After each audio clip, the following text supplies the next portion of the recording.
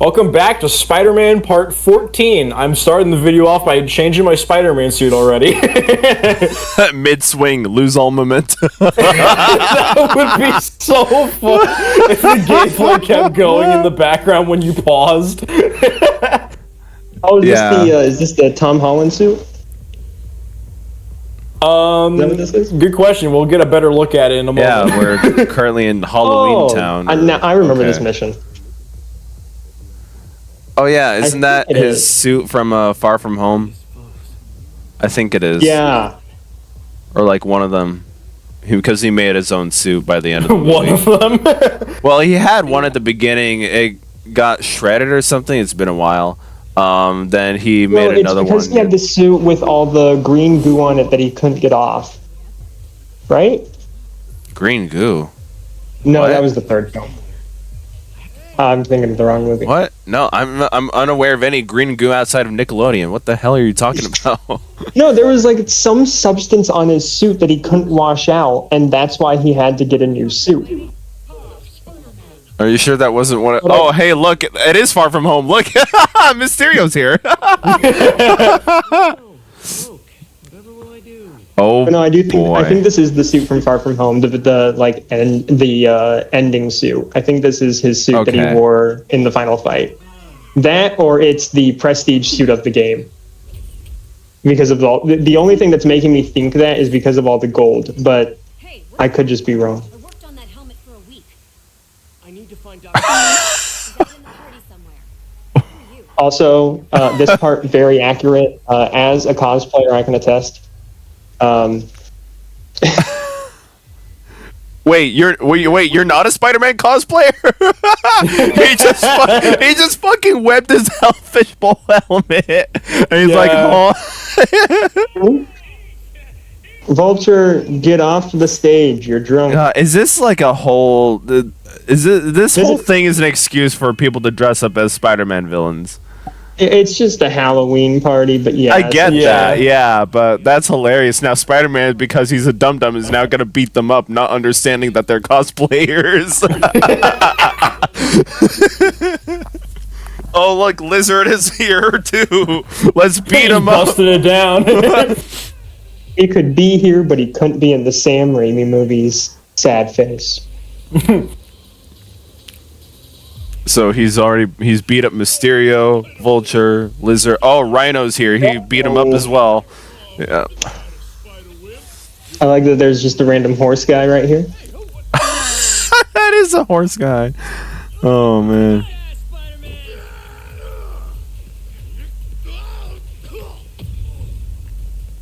Oh, Rhino's actually trying to kill us. Oh. Wait,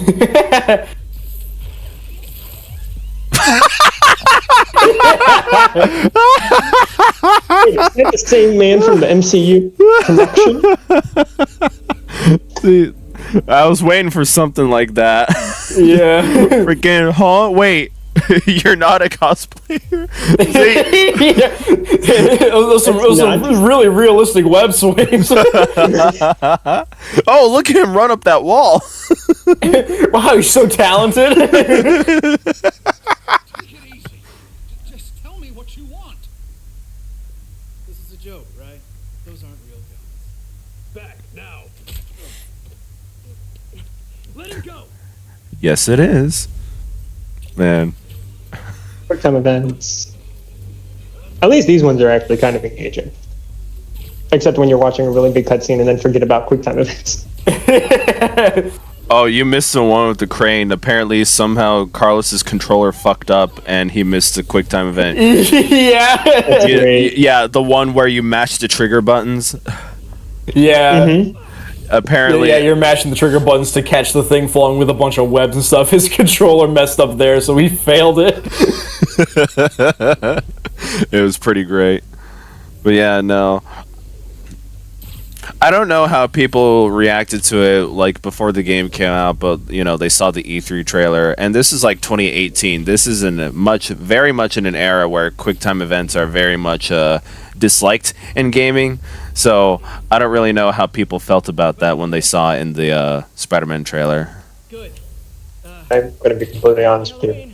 But I mean, I don't mind QuickTime events. At least in Spider-Man. There are other games that I do like them, and there are definitely games that don't do quick time events right. Press F to pay respects. But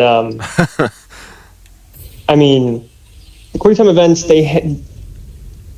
I see the use in them, but I do think that there is a way to misuse them, and I think a lot of games do misuse them better than use them for their own benefit. Spider-Man is one of those games where I think for the most part it is able to keep the quick time events engaging and worthwhile, I guess you would say.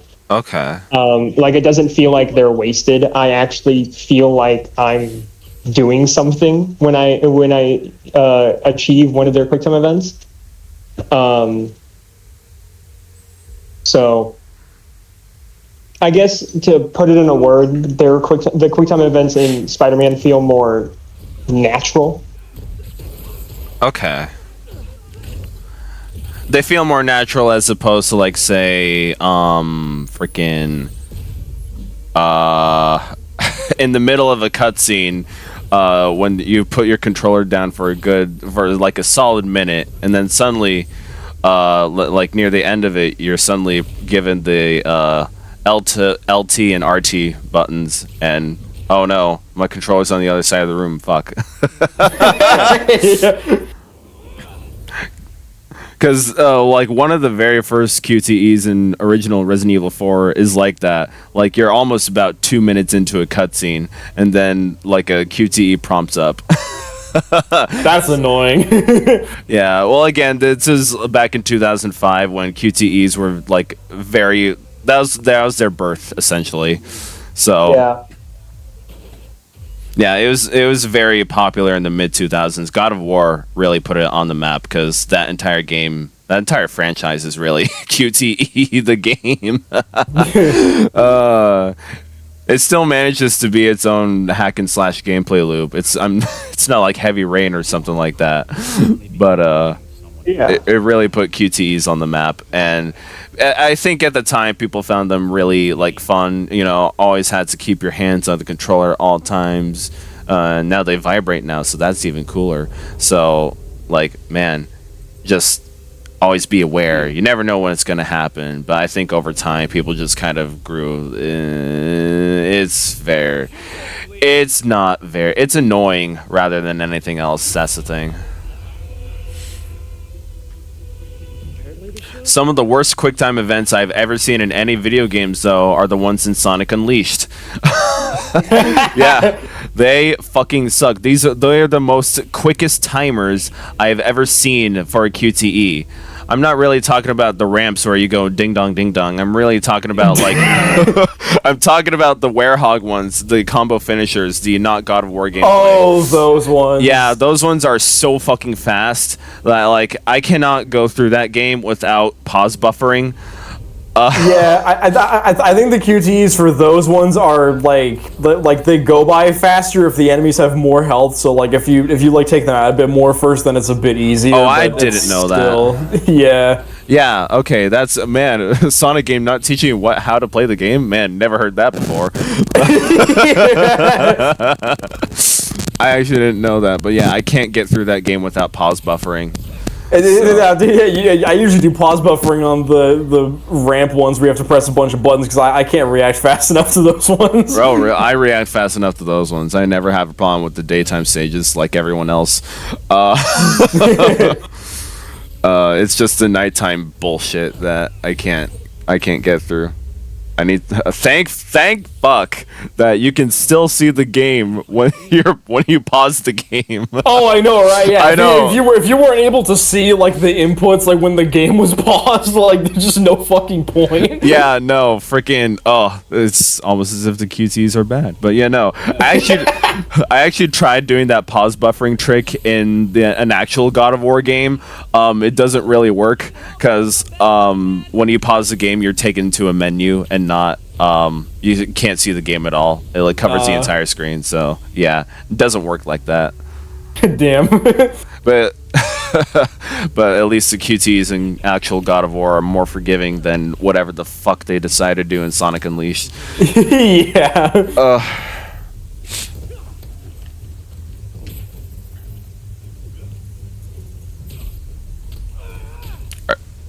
Oh, Now we're is just beating up cosplayers. Yeah, we're beating up the cosplayers who are being like controlled or whatever. oh okay. I thought. Yeah, no. Spider-Man decided to be genocide. This is the genocide run, guys. Yeah. Oh, he had the black suit already. Yeah. Little did you know. Oh, but they have a mind-controlled Rhino cosplayer, and that's how they do that. Okay, that's funny, actually.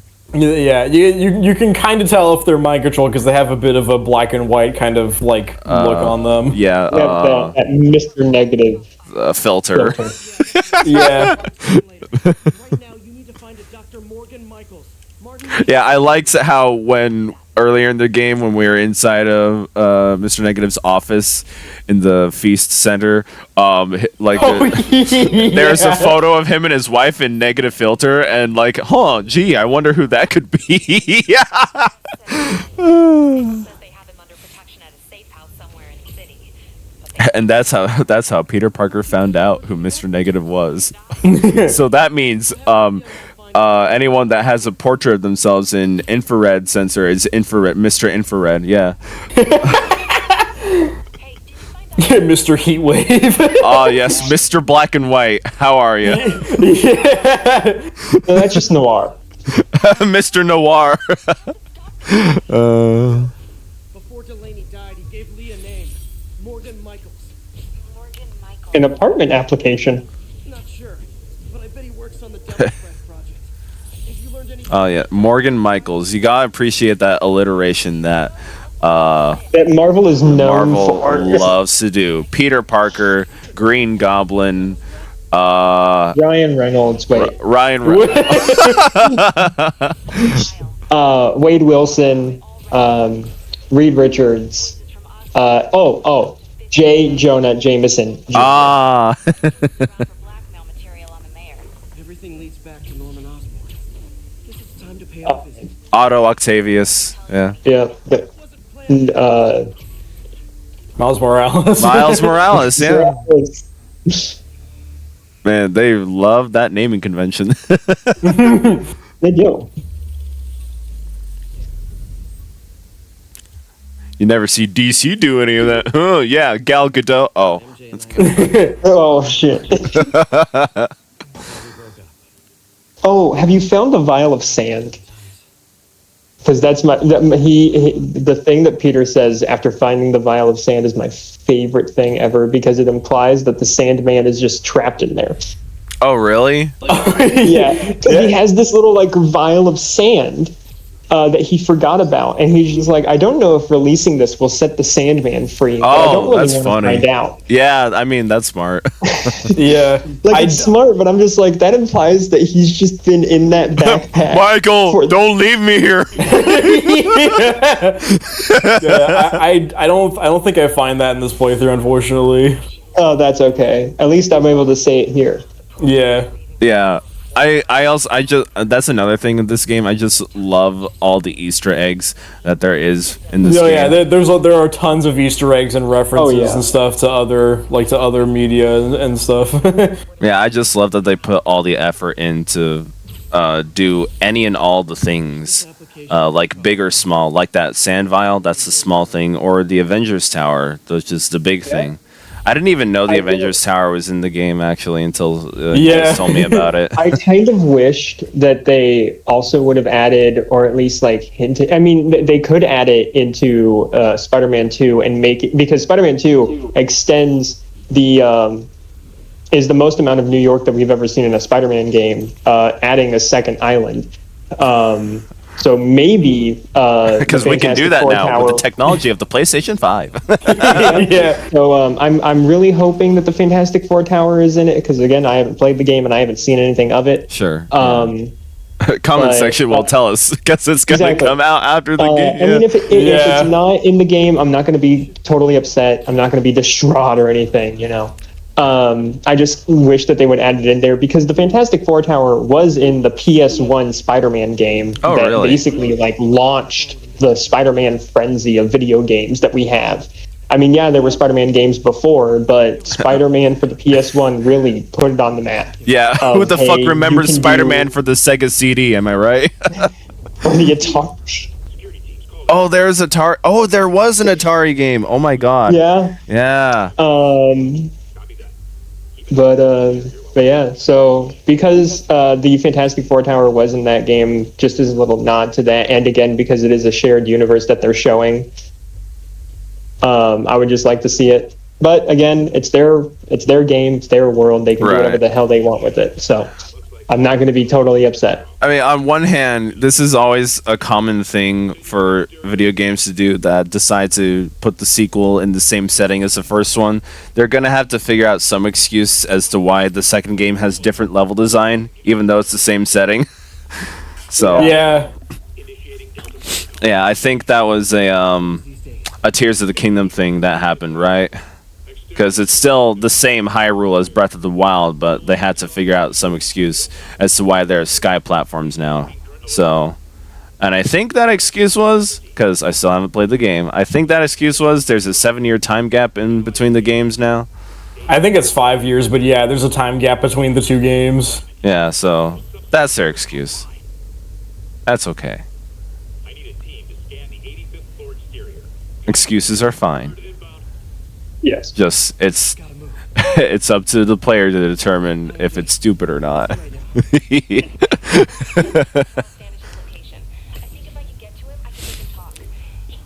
I'm excited to see the second island though that we're able to explore. Don't do anything crazy. Do you think it would be as big as the first one? I mean, it's possible. I can get into normal. I mean, seeing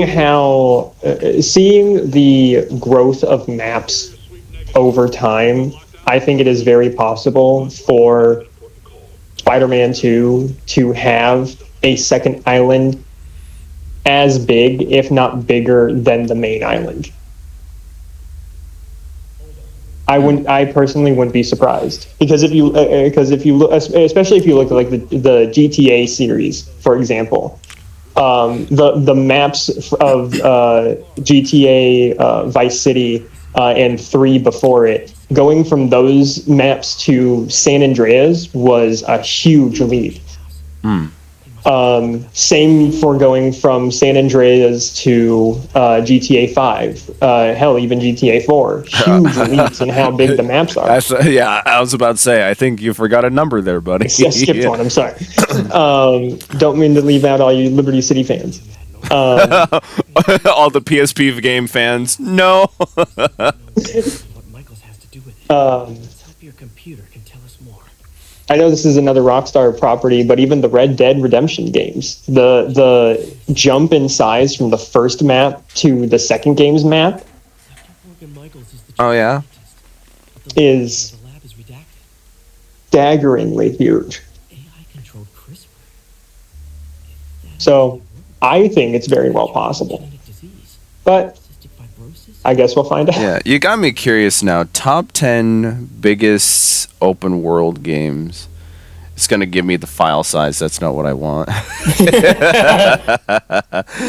23 of the Safari can't open the page because network connection was lost. Fuck that. Let's see. So it's giving me a list of 23. I'm gonna skip all the way to number 1. Yeah. I don't need all this filler. Yeah, I really don't. No Man's Sky, really? Oh, because it can technically generate like infinite like planets. Oh, is that Yeah. a fact? Okay, that makes sense. Yeah, it's literal like universes that you are able to explore. It is huge. Yeah, that makes sense. Okay. Well, how about the stuff that we actually care about? A land like something like this. Let's see. Spore.